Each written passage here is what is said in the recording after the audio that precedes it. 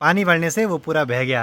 आजकल पानी बढ़ रहा है ग्लेशियर के पिघलने से। सबसे बड़ा टास्क रहता है कि मशीन को खेत तक ले आना, क्योंकि पहाड़ी रास्ते सभी लोग लगे हैं खेती बाड़ी के मेहनत भरे इन कामों में। इन खेतों में एक चीज नहीं बल्कि बहुत सारी चीजें बोते हैं। इस पे लगा है ना 212 सीसी का इंजन। तो सबसे पहले आप सभी को मेरा प्यार व नमस्कार। मेरा नाम है आलोक राणा और स्वागत है आप सभी का देवभूमि उत्तराखंड के इन खूबसूरत पहाड़ों से। अभी सुबह के करीब 8 बजने वाले हैं और आज के दिन की शुरुआत भी हो चुकी है। बाकी आज पहाड़ों पे प्यारी सी धूप खिली हुई है, लेकिन धुंध भी काफी है। आज अभी सबसे पहले तैयारी है परवाड़ी वाले घर पे जाके, वहाँ थोड़े बहुत कुछ काम हैं वो करने हैं। शायद आज से यहाँ पे मिस्त्री लोग भी आ जाएं काम करने के लिए।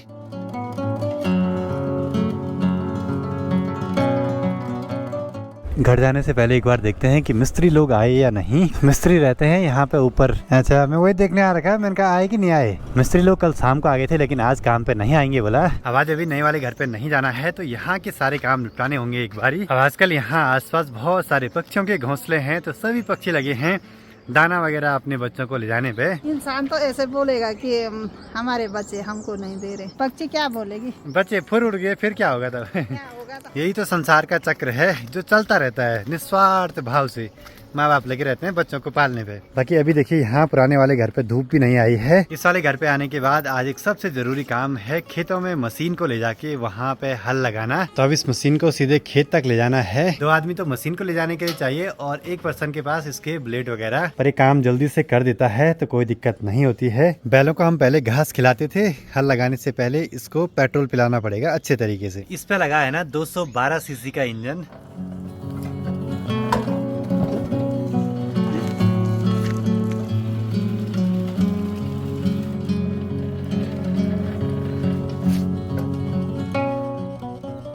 सबसे बड़ा टास्क रहता है कि मशीन को खेत तक ले आना, क्योंकि पहाड़ी रास्ते हर जगह पे प्लेन या एक जैसे नहीं रहते हैं। बाकी मशीन का वेट है लगभग 70-80 किलो और इनका वेट है लगभग 10-15 किलो। बाकी माँ खेतों में बीज बोने लगे हैं और यहाँ पे बोएंगे कोदा और साथ में भट्ट वगैरह।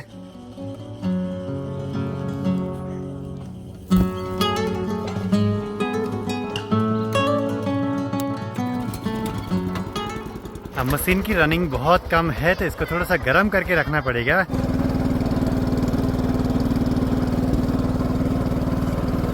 इन खेतों में एक चीज नहीं बल्कि बहुत सारी चीजें बोते हैं, कोदा, दालें, तिल वगैरह, जो कि सब चीजें हो जाती हैं बाद में। माँ पता नहीं यहाँ कितने चीजें बो रही हैं। ये है मरचा, कुछ तो होगा है।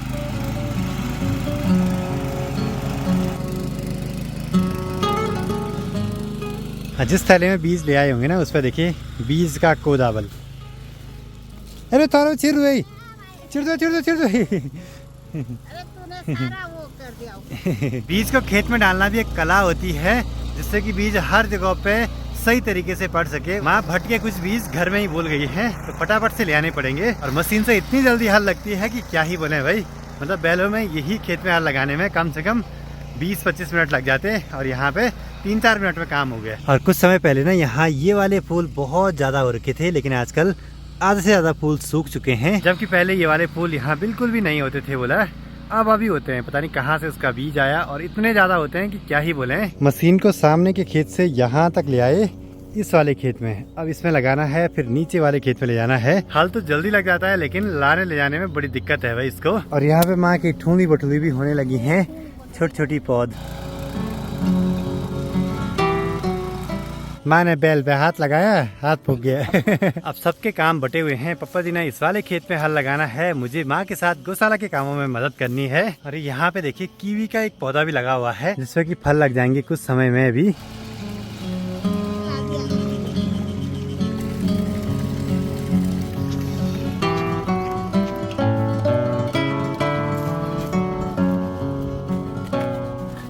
दस बजने वाले हैं, अब जाके गौशाला के दरवाजे खुल रहे हैं हमारे। माँ ने करने अब गौशाला के काम, मुझे मशीन के टायर ले जाके खेत में जाना है, क्योंकि वो मशीन को हम दूसरे खेत में रख देंगे और शाम को लगाएंगे फिर दोबारा हल। बिना टायर लगाए अगर मशीन को कहीं दूसरी जगह ले जाएंगे ना, तो फिर उस पर कटने का डर भी लगा रहता है। और ब्लेड पे ना ऐसे कुछ घास फूस इकट्ठा हो जाती है, इसको पूरा निकालना पड़ेगा अभी अच्छे से। अब मशीन पे टायर तो लगा दिए हैं, इस मशीन को यहाँ से सीधे नीचे उस वाले खेत में ले जाना है और यहाँ इन रास्तों से ले जाना है। रास्ते तो नहीं है, बस यही दिक्कत है मशीन के साथ लाने ले जाने की।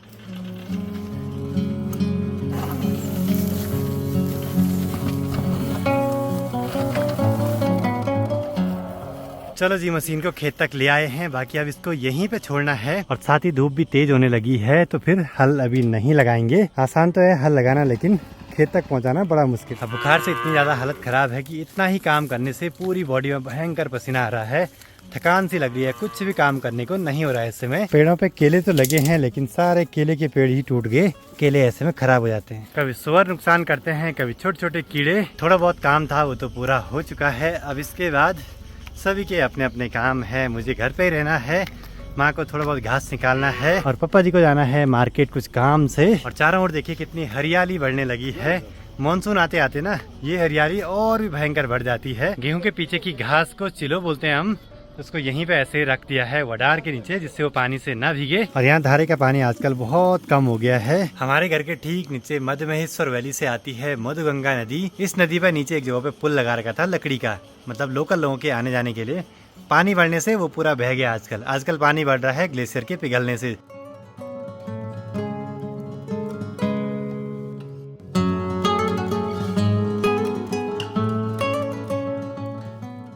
ऊपर हवा में हेलीकॉप्टर उड़ रहा है, और यहाँ पे देखिए सिग्नल पूरा रेड हो गया है और दिखा रहा है कि यहाँ पे कोई एयरक्राफ्ट है जो हवा में उड़ रहा है, और आ रहा है मैन्ड एयरक्राफ्ट नियर बाय। तो ड्रोन पे पूरे अलर्ट आते हैं, क्योंकि इस पे एयर सेंस करके एक फीचर होता है, तो वो दिखा देता है कि आसपास अगर कोई एयरक्राफ्ट है तो हमको उससे बच के चलना होता है, या फिर उतनी हाइट पे नहीं जाना होता है, या ये ड्रोन इस समय टेक ऑफ की परमिशन नहीं देता है। तो बहुत सारे सेफ्टी फीचर हैं आजकल के लेटेस्ट ड्रोन में। अब आजकल गेहूं का सीजन है, तो धूप लगते ही गेहूं को सुखाने के लिए डाल देते हैं।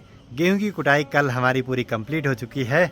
मैंने तो करी नहीं इस बार, तबीयत गड़बड़ जो थी।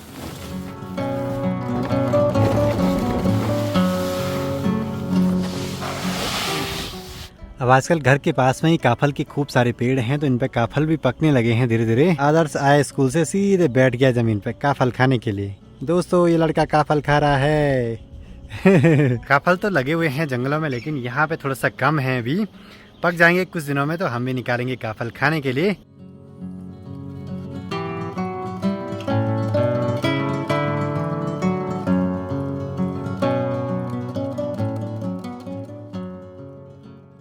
शाम के अभी 4:15 हो रहे हैं, और बाहर का माहौल कुछ ऐसा है, सामने से काले काले बादल भी लगे हुए हैं। और सुबह जो काम छूट गया था उसको अभी पूरा करने के लिए चलते हैं। दिन में लंच के बाद ऐसी नींद आती है आजकल की क्या ही बोले भाई। पर यह कि शाम के टाइम पे बादल लगे हैं, तो काम करने में कोई दिक्कत नहीं होगी। बाकी अभी माँ यहाँ से गेहूं के पीछे की जो भी घास वगैरह बारीक रूप में बच जाती है उसको ले जा रही है। इसको पोड़ी बोलते हैं, पास में ये है जो इसको चिलो बोलते हैं।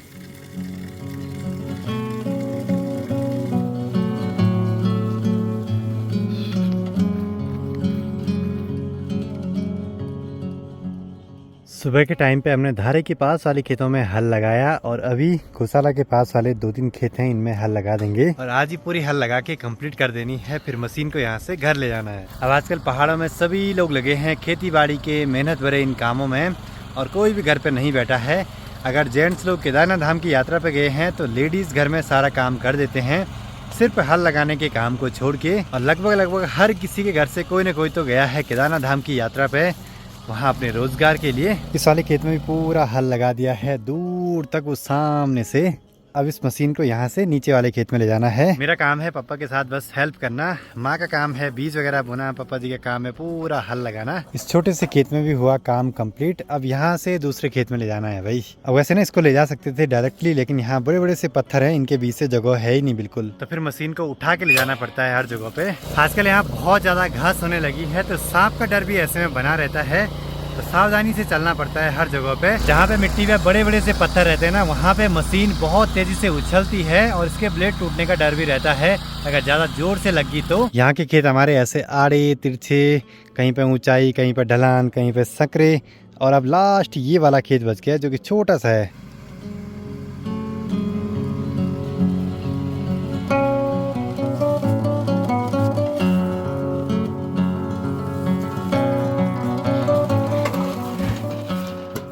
हालत खराब होगी इसको यहाँ गौशाला तक लाते लाते। मशीन का यही है, लाने ले जाने में बड़ी दिक्कत है, हल तुरंत से लगा देती है। खैर एक ही दिन की बात है, अभी 6 महीने तक आराम करेगी। अब दिन भर कितना भी काम करो, धारे का पानी पी के और हाथ मुँह धो के ना एक अलग ही ताजगी का एहसास होता है। यहाँ पे मशीन है 60-70 किलो के आसपास, लेकिन लाने ले जाने में अजीब सा होता है, हाथों पे बड़ा जोर सा पड़ता है। थोड़ा गलती होगी तो गिर सकते हैं ऐसे में रास्ते में। अब इसकी अच्छे से धुलाई करके इसको अंदर रख देना है, पर अभी इंजन गर्म है तो धुलाई होगी कल। और आसपास देखिए पक्षियों का शोर।